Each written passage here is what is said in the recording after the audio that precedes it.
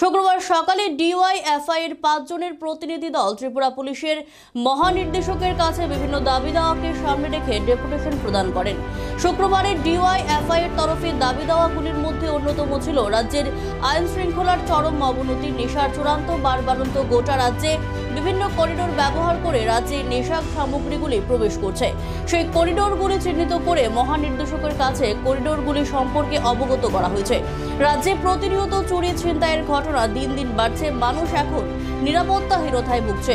রাজ্যে ট্রাফিক পুলিশের খামখেয়ালিপনায় অবিরাম ঘটে যাচ্ছে দুর্ঘটনা। এক্ষেত্রে ট্রাফিক পুলিশের ভূমিকা নিষ্ক্রিয়। রাজ্যে প্রতিনিয়ত বিভিন্ন সীমান্ত এলাকা ব্যবহার করে মানব পাচারকারীরা প্রবেশ করছে, সেগুলি আটকানো, অনুপ্রবেশ বন্ধ করা সহ আরও বেশ কিছু দাবি দাওয়া নিয়ে মহানির্দেশকের সাথে সাক্ষাতে মিলিত হয় ডিওয়াইএফআই এর 5 জনের প্রতিনিধি দল। সাংবাদিকের মুখোমুখি হয়ে এমনটাই জানিয়েছেন ডিওয়াইএফআই এর রাজ্য সম্পাদক নাবারুদ্দিন।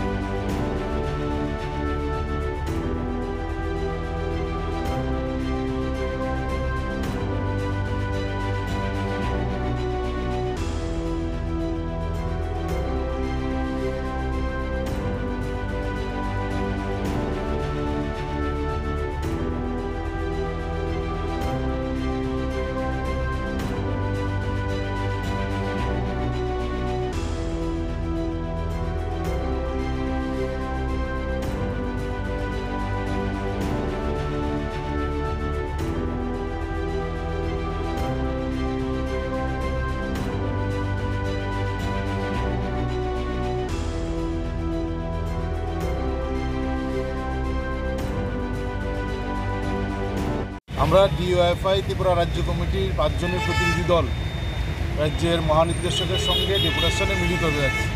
প্রথমত আমি ওনাকে ধন্যবাদ জানাচ্ছি আমাদের সংগঠনের পক্ষ থেকে যে আমরা সময় চেয়েছি এবং তিনি আমাদের সময় দিয়েছেন রাজ্যের মহানির্দেশক। প্রথমত হচ্ছে রাজ্যের আইনশৃঙ্খলা একটা চরম অবনতি হয়েছে গত কয়েক বছরে। নেশার চূড়ান্ত বাড়বাড়ন্ত, গোটা রাজ্য নেশায় ডুবছে, এমনকি স্কুল কলেজে পর্যন্ত নেশা আশ্রে পড়ছে। বিভিন্ন দিকে যে করিডোরগুলো, সেই করিডোরগুলো সম্পূর্ণভাবে মুক্ত। নির্দিষ্টভাবে আমরা কতগুলো চিহ্নিত করেছি।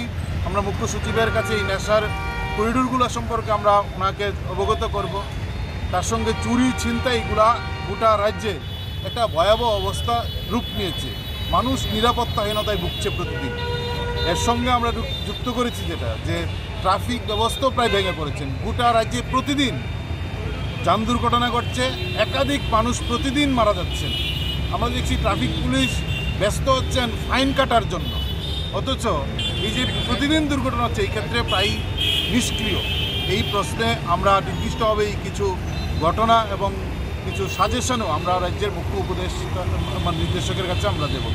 এবং তার সঙ্গে অনুপ্রবেশ ঘটছে আমাদের দেশের ভিতরে, মানব পাচারকারীরা এই অনুপ্রবেশ ঘটাচ্ছেন টাকার বিনিময়ে। আমরা সীমান্তকে কঠিনভাবে সিল করা, মানব পাচার আটকানো, অনুপ্রবেশ বন্ধ করার প্রশ্নেও আমরা কতগুলো সাজেশন দেব। আমরা দাবি রাখছি এই প্রশ্নে পুলিশ যেন ভূমিকা গ্রহণ করে।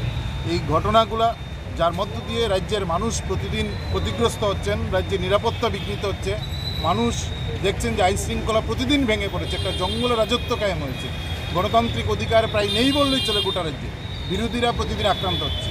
তার সঙ্গে যে গুরুত্বপূর্ণ বিষয়টা আমরা এখানে উত্থাপন করব, যে গত কয়েক মাস যাবৎ আমরা দেখছি সোশ্যাল মিডিয়ায় সরকার বিরোধী সামান্য কথা বললে তাকে গ্রেপ্তার করা হচ্ছে। গ্রেপ্তার করা হচ্ছে পুলিশ প্রথমে না, রাষ্ট্রবাদী, সনাতনী হিন্দু এরকম নাম দিয়ে পুলিশের কাছে যাচ্ছেন, পুলিশের উপর চাপ সৃষ্টি করছেন। আমাদের যেরকম অনেককে গ্রেপ্তার করেছেন তাদেরকে পুলিশ জেলে পাঠাচ্ছেন।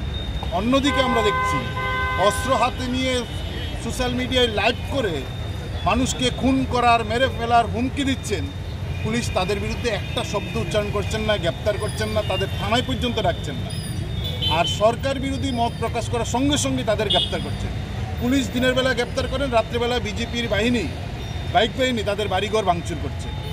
ফলে 2 রকম সিস্টেম। সরকারের বিরুদ্ধে কথা বললে পুলিশ গ্রেপ্তার করেন, বিজেপি বাড়িঘর ভাঙেন। আর শাসক দলের পক্ষে হয়ে অস্ত্র হাতে নিয়ে যখন হুমকি দিচ্ছেন তাদের বিরুদ্ধে পুলিশ কোনো ব্যবস্থা গ্রহণ করেন না। এই কথাগুলো রাজ্যের মাননীয় মুখ্য মহানির্দেশক তিনি এই মাত্র কয়েকদিন আগেই তিনি মহানির্দেশকের দায়িত্ব গ্রহণ করেছেন। ওনার সামনে আমরা আমাদের ডিএফের পক্ষ থেকে এই কথাগুলো এবং আমাদের নির্দিষ্ট কতগুলো দাবি আমরা ওনার সামনে উত্থাপন করব।